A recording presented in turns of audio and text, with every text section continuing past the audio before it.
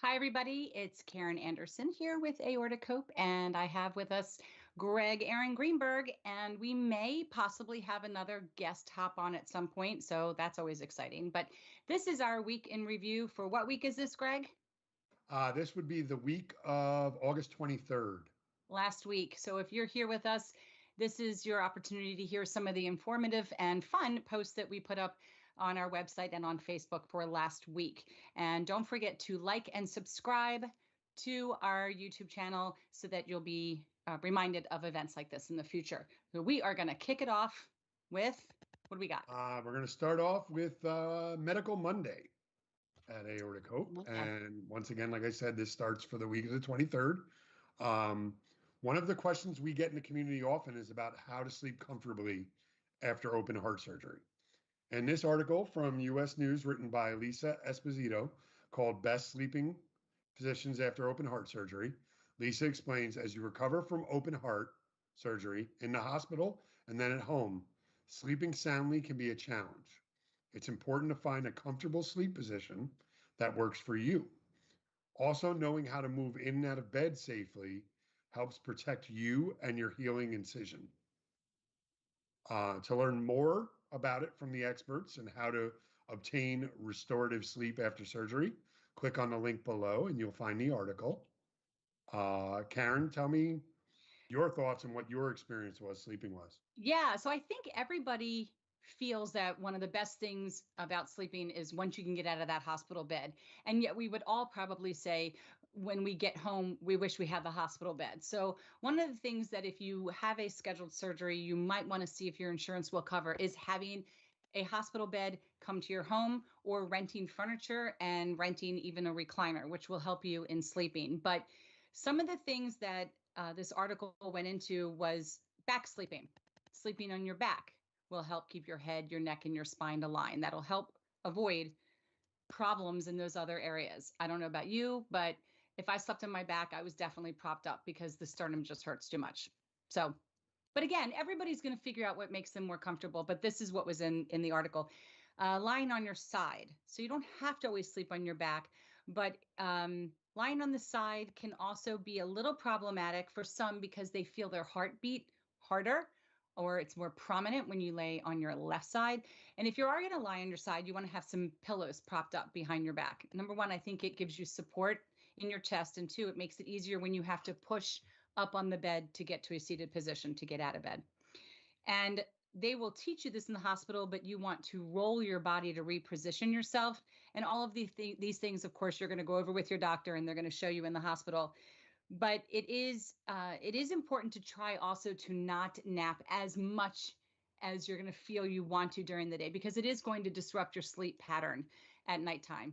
A lot of us are just completely shut down, and napping is good for the body because it's going to help promote healing, but be cognizant of how much you're napping because you really don't want it to impact those nighttime hours. Pillow support is very important. We're all going to be sent home with our heart pillows, the red heart-shaped pillows, and reclining. So recliners tend to work really well for people. Again, if you don't own one, you don't have to run out and buy one. There are still furniture stores where you can rent furniture from them, and renting a recliner would be your best friend. I feel I spent a lot of time in my recliner weeks before I made it upstairs to actually being in a bed. So yeah, so I mean, and bedroom location tends to be problematic or positive for patients. If it's at the top of the stairs, you might have tired yourself out. So by the time you get there, you fall right asleep. Who knows? But the Society of Thoracic Surgeons on this article actually offers a downloadable guide that you can print off and have handy if you're looking for some suggestions on items that you can buy or rent that'll help you with your sleep. What worked for you? To be honest with you, I have a completely unique perspective. That first stay, I ran the gamut of 98 days in the hospital. So by the time I came home, I was just ecstatic about getting into a regular bed, Mm-hmm. um, which came with its own challenges. Like, how do you get comfortable in something that you've always been comfortable with?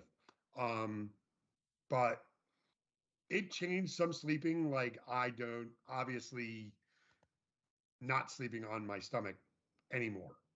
That just doesn't exist. I've broken out of the habit of that being the normal way I slept.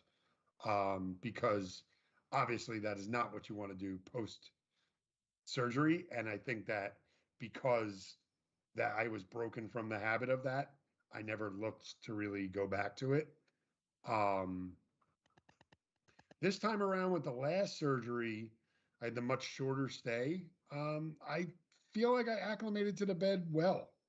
But I feel like what you're talking about as far as how we're instructed to get up, those are the most important things.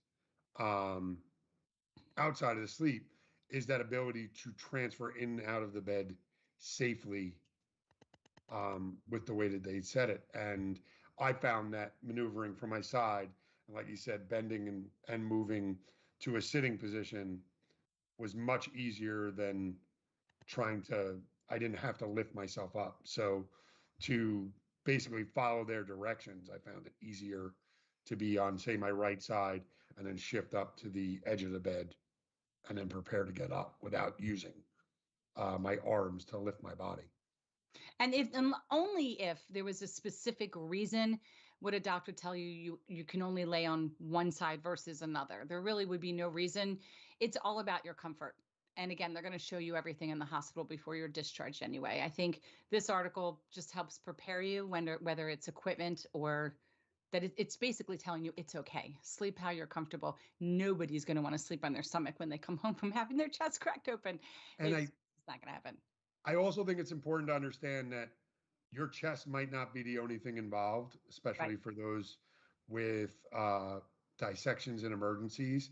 Like in my case, I had to accommodate for how my legs were going to be and propping of my legs because I had involvement on the lower half. That can be something that happens in our community as well as just open heart surgery patients. A lot of times, a leg might have been used for access to a vein, and that's going to complicate things on how you want to place your legs and pillow placement, which I am 110% for. I still to this day sleep with pillows between my knees and propping up my feet, which How is many something pillows do you have in bed when you go to sleep? I sleep with 4 pillows. Me too. So, So and it's two, so specific, two under the knees.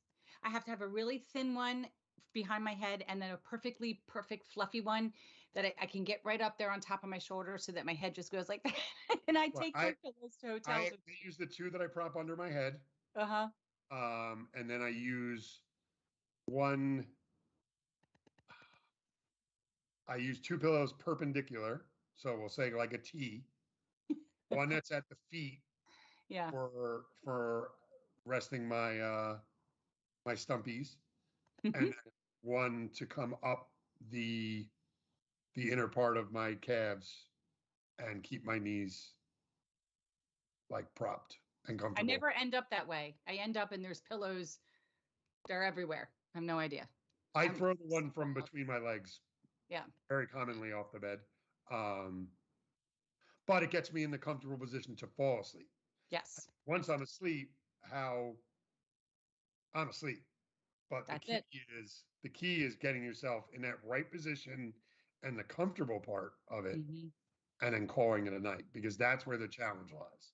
You Yep. already have 10,000 other things going through your head and all the other anxieties of being post surgical and everything like that. You want yourself optimally comfortable. Let's go to Topic Tuesday. Yes, we'll I move just on to want to say Tuesday. Topic Tuesday, which was But very funny.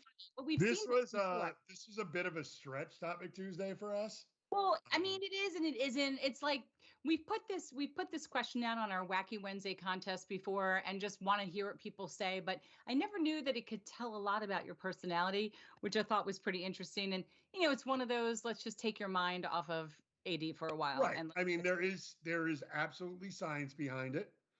crazy. And we might have, just stretched it a little bit because the science actually talks about things that can effectively affect our community.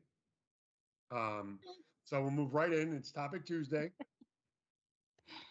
Hi, Dan.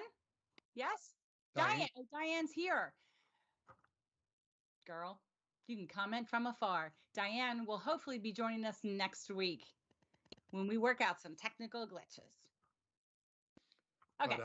All right, we'll continue. Toast. Topic Toast Tuesday. time. This one's about how you take your toast. Mm-hmm. How you take your toast says a lot about your personality and patience level. Patience feeds into stress and anxiety, and that can raise your BP. See, I told you we would find a way to work it into aortic disease. But please enjoy the article, which you can find in the link below, that explains how the different levels of crispiness with your bread could say a lot about your personality, and definitely tell us how you like to take your toast. So how they work this out is if you look across the bottom at 8, where 8 and I meet up. Okay, I don't know who would want their toast. I'd be scraping it with a knife. But if you liked it burned to a crisp, they say that people who like it like that actually have a ton of patience and they don't mind um, biding your time in mornings. So I don't really know who would have this, but there's dangerous chemicals in burned toast. Did you know that? I had no idea. So it's probably not very healthy for you to have super burned toast.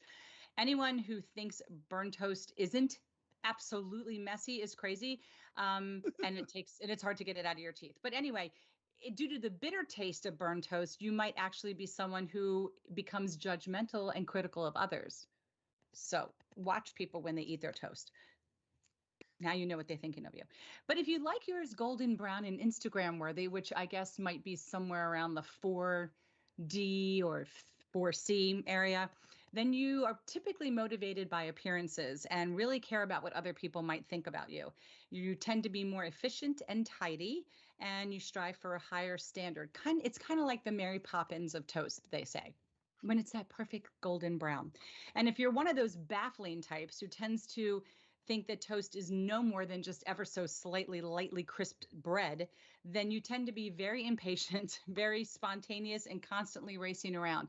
You know, it says a lot. I'm thinking about people that I know, loved ones dear and near to my heart, who really like their toast barely, barely crisp, almost where it tastes like it is when it's getting ready to go stale. It just has that little outer edge. I know people and they can be impatient very spontaneously, constantly moving around. But they also say that those people tend to be so busy and easily overwhelmed, and the soft texture of the toast makes you feel comforted. It's all making sense now. So there you have it. Now you have a better idea of who you are when you pick your toast. So stop soul searching and go make some toast and show us a picture of what you made so we can sit in judgment of you. Exactly. So I can, so especially so I can judge your level of crispiness, like whether or not you're a psychopath or just a garden variety sociopath like the rest of us. Yeah, I'm definitely somewhere in that mid-range golden, more to the, the ABCD. I need it toasted, which is shocking because I do not have a lot of patience. So I will say that it absolutely shocks me that I'm not in the top left corner of this picture. Just based on my personality. Yeah. That I am basically that middle stripe. Anything that comes off as too dark, that bottom right corner to, I'm going to say like across the line, 8C, 7D, Oh, 6E. okay. That's my line of demarcation. All right. Okay, so mine's up a little more. Mine is probably starts right around that 6C and goes up diagonal from there. That's like, I don't see. No, yeah, no. What I'm saying is I don't like from that down, that line. Okay, I would be in the preference of the right around where you're saying that 6C, 5D, 4E, in there. I just want you to know that we are talking live and about toast. Right. Well, I think it's an important thing. Start your morning. I think our viewers would like to know more about Greg and Karen's toast habits. That we eat toast. We do eat carbs because they're good for you in moderation.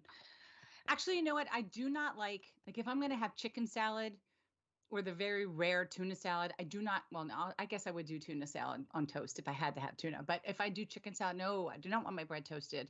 I want good white bread or wheat bread. I don't want it toasted. I only want toast with my cream cheese or my strawberry jelly. That's it. Hey, teach their own. I, on But the other hand, like a good toasted bread with my sandwich. do you do English muffin? I do a lot of English muffin, I like and that well toasted. I will build off of like a Thomas bagel as well, Yeah, and I but you will will not toast have an them and onion then use bagel. that as my much more than I'm a sliced bread person. And you won't do an onion bagel or probably not even in everything because it could have onion on it. No, yeah, it absolutely has onion. Absolutely not. All right. I will blow my weak sodium to do a salt bagel and scrape off a lot of the excess salt because that was my absolute favorite beforehand, and then watch what I eat for the next week and a half so that I I can will balance my chow BP. down. Give me an onion bagel, well toasted, slather on that cream cheese. I'm a happy camper. All right, moving right Okay, so along. we will move Where on are to we now? Thursday. Oh, I broke out an accent. Okay, we're on Therapeutic Thursday. Well, before we start with Thursday, let's also talk about the event that you held last Oh week. my gosh. Yeah, we did acrylic paint pours. And that was it was really a ton of fun. I was melting because it was in my garage, which is basically like a easy bake oven. But it was wonderful. And if you get a chance, please, hopefully the link will be at the bottom of this, or you can go into our YouTube channel and catch up and watch that. But I was able to have an opportunity with Tammy as my assistant to show everyone 4 different swiping techniques. Super easy. 99% of everything we used, you can get at the dollar store. You just might have to make up your own combination of paints, but they turned out amazing. And we will have a follow up on YouTube of what the pictures actually look like now. And we're going to be giving them away in the month of September. So we will definitely be doing this again. And exciting news, my FabFitFun box is due to arrive sometime today. So we'll probably be doing an unboxing of that as a spontaneous pop up as well. So we've got all kinds of fun things happening, but it was the first of what will be many live painting events because they're fun. Nice. And pours are And great. it was great. And I cannot, we've talked about it, you talked about it during it, and we've talked about it beforehand. I cannot tell you the advantage of it. It is relaxing. There is no wrong answers, so to speak, because you're not, your skill, so to speak, is not to paint, is not on display. Mhm. It Right. is cool. It happens naturally, organic. And like you point out in the video, if you don't like it, you can throw more paint to it another time. Yeah. Just let it dry and paint right over it. And there are, believe me, there are some amazing artists that have taken this to another level, mixing paints and mica powders into resin. And that's what they paint with is resin. And they create high glossy glass-like finishes. And I'm just very intimidated by resin. That's just me. I tried it and I was like everywhere. But there is a member in the community that's doing some work with alcohol inks and resin, and it's beautiful. So there's so many different things you can do, but this is very easy and the results are like sometimes mind-blowing, which is cool. Yeah, that's fun. All right. So we'll move on to what our Thursday was, which was Therapeutic Thursday. And for those of you in the watch and wait with an aortic aneurysm, the waiting and anticipation of surgery can be very daunting. And this article from Verywell Health, written by Jennifer Whitlock, who is an RN, MSM, FN, titled Understanding and Dealing with the Fear of Surgery, Jennifer explains that if you or your child have an upcoming surgery, you may be scared and worried. If so, you're not alone. It's completely normal to be anxious.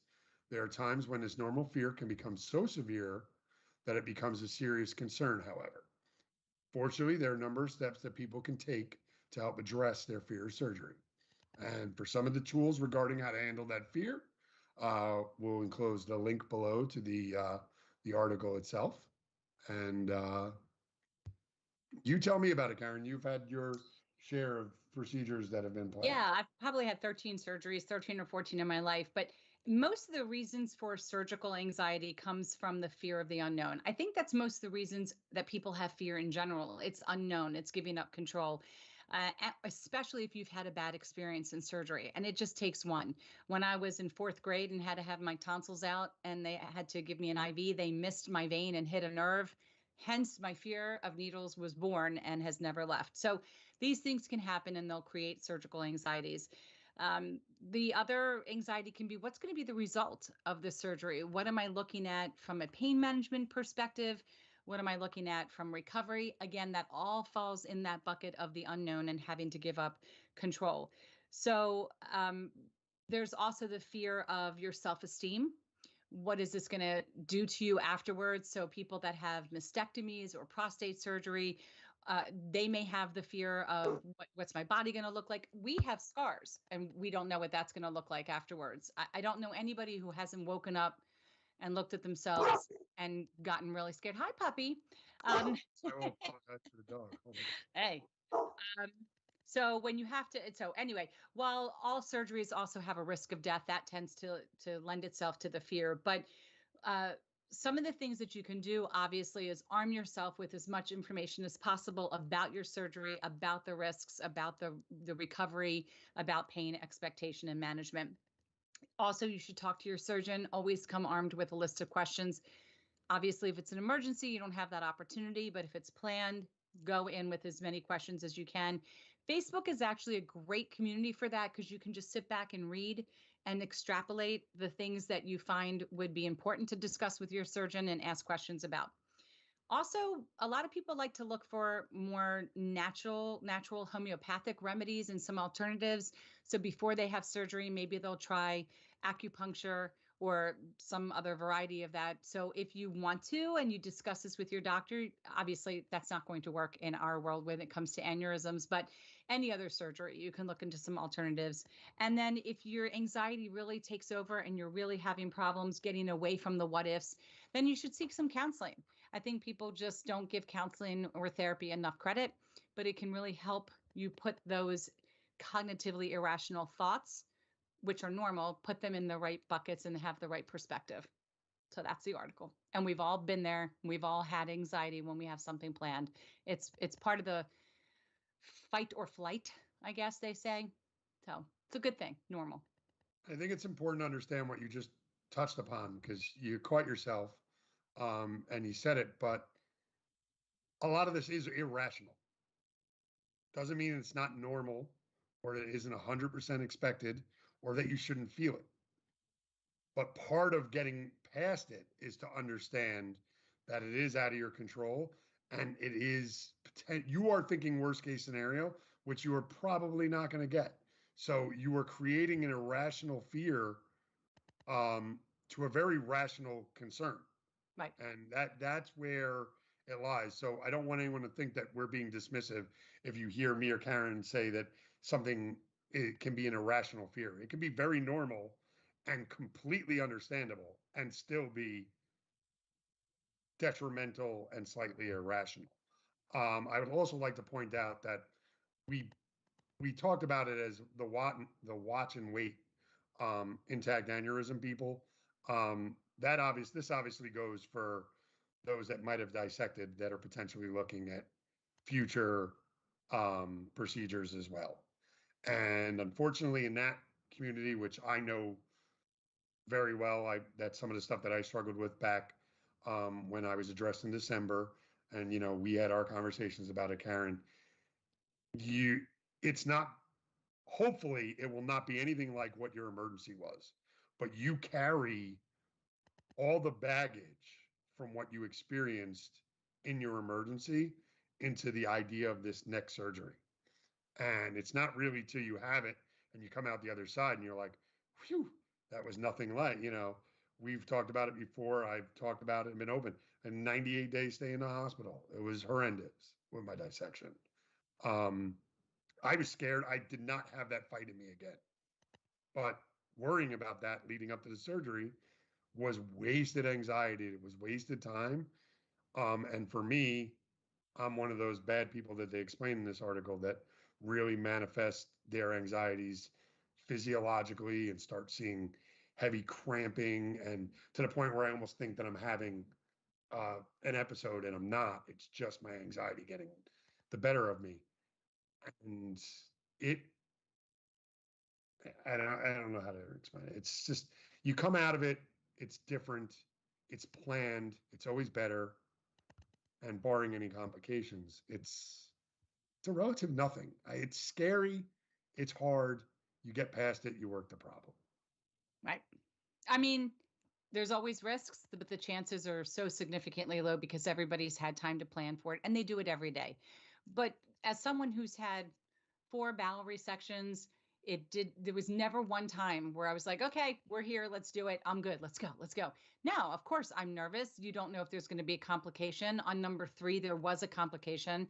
I had an abscess, and so I was very, very sick and had to be recut back open again 6 weeks later. So there's always going to be a degree of moodiness or the blues because you've been under anesthesia.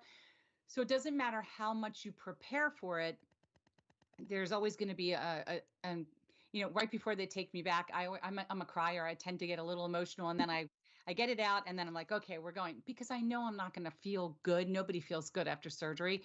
And I want to make sure I have good pain management. The very first time I had a bowel resection, I was given an epidural, and when it wore off, it was a change of nursing staff. So I couldn't get anybody to give me any pain meds. And my mother pulled a terms of endearment and went screaming to give my daughter the shot through the hospital. And that's it. That stuck with me. So in one perspective, I'm very scared. I get nervous because I don't want to feel pain. But on the other hand, I took that experience and now I advocate for myself and I make a plan with my doctors and I say, let's discuss what kind of pain management do you utilize? What can I expect? Who do I how do I let people know I'm uncomfortable? So it helps me more than controlling the situation. If I hear myself express my need and my nervousness, I become less nervous. So everybody can figure out what's going to work for them, but we will say that while it is normal to be scared of another second surgery or third surgery, and it is slightly, as they say, cognitively irrational, some of the thoughts we have, it is important to go through those and keep going through. Don't get stuck, because the what ifs, they don't serve you any well. You have no control over this anyway. It's obviously been decided that it's very important for you to have it. And the sooner you can get to the place where you're just handing yourself over to the competent doctors that you've chosen, the better off you are. And that is you having control. You are controlling the moment to say, I am ready. We can now wheel back. I'm in a good place.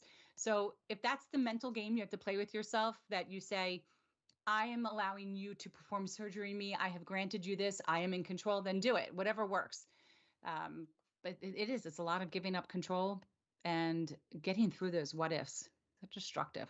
But that control is very important. And you brought up a very good point that this article brought up, and that is having a discussion with your doctors about and covering what your absolute concerns are.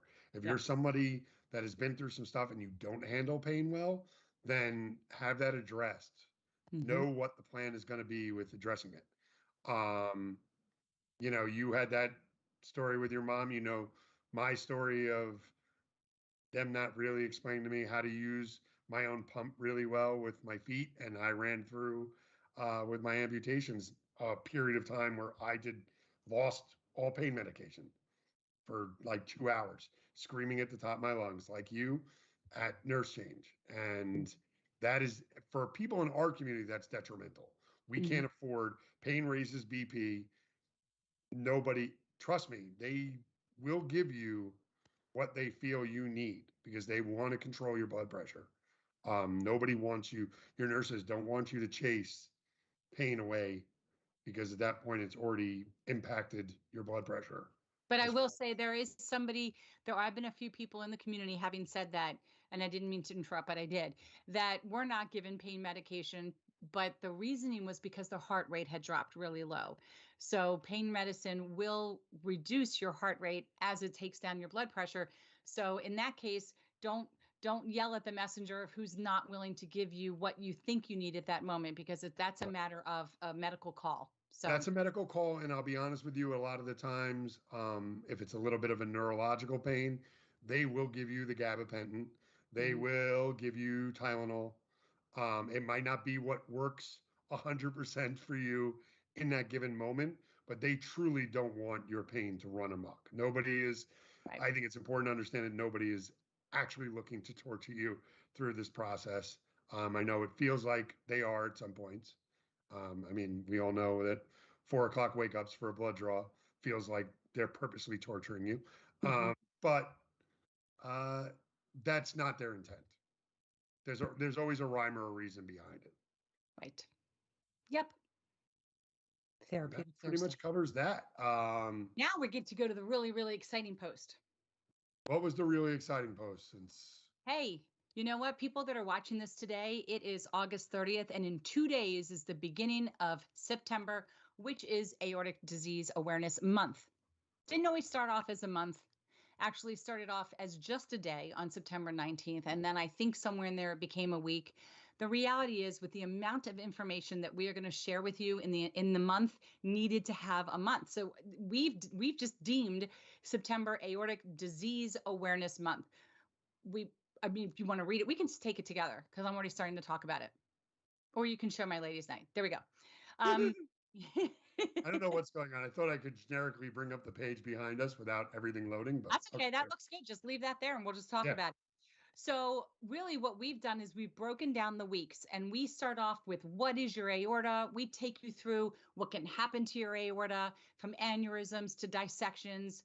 We talk about surgical techniques, imaging techniques, connective tissue disorders, genetics, mental health, prescriptions, we've got so much covered for the entire month. You are going to learn a ton. If you didn't know everything before, you will learn it all by the time we're done. And it's because we were able to collaborate with the Society of Thoracic Surgeons, who has a wonderful patient website. So if you go to the sts.org, in their upper right-hand corner, it says patients. This is all going to be explained during the week of our posts. If you click that and then you click patient website, there is a section, of course, they put aorta under heart, but they're thoracic surgeons. What do they know? They know a lot, but they put it in the right category.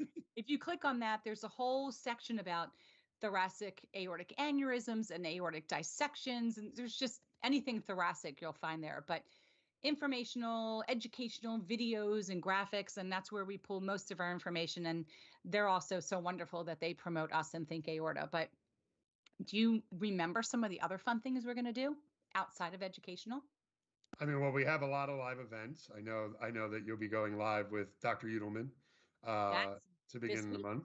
Mm-hmm. Um, I will be hosting a meet and greet on Aortic Dissection Awareness Day. So that will be on the 19th. I'll be hosting one all throughout the day. I'll be online in a little bit of a town hall. So asking people to come by and say hello so that you can see some of the people that face to face that you've seen post in the forums Yeah. and stuff like that. But I think what's important to point out is that the forums are always a great spot for anecdotes and everyone's uh, experiences and sharing their stories and everything like that. But that our page, especially during this month, is completely got like directed towards informational. So for the newer people that are in this community that maybe don't feel that their doctor, because let's be honest, we hear it in the community. I got diagnosed this. I had a dissection. They sent me home, and that's pretty much it. And now you're on your own. And Google sometimes cannot be your best friend because you start to find all sorts of studies that really don't apply. You don't realize what applies and what doesn't apply. So you start seeing mortality statistics and stuff that doesn't necessarily apply.